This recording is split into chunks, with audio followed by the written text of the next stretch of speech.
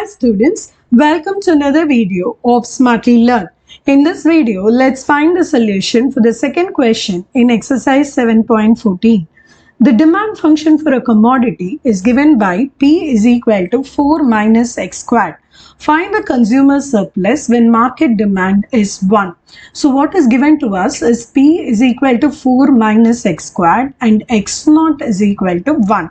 So let's compute P naught. So P naught is going to be 4 minus 1 squared. So P naught is going to be equal to 4 minus 1, which is equal to 3.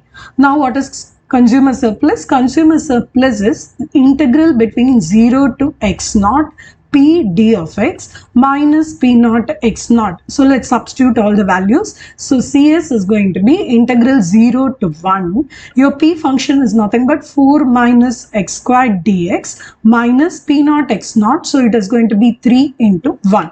So CS is going to be integral of this is nothing but 4x minus x cubed by 3 between the limits 0 to 1, and there is a minus 3 outside. So this is consumer surplus is nothing but, let's substitute the upper limit. So this is 4 minus 1 by 3 minus of the lower limit when x is equal to 0, everything is 0. So skip this part, so minus 3. So CS is equal to 4 minus 3 is 1, 1 minus 1 by 3. So it is going to be equal to 2 by 3. In the next video, we will find the solution for the third question in this exercise. See you in the next video. Bye.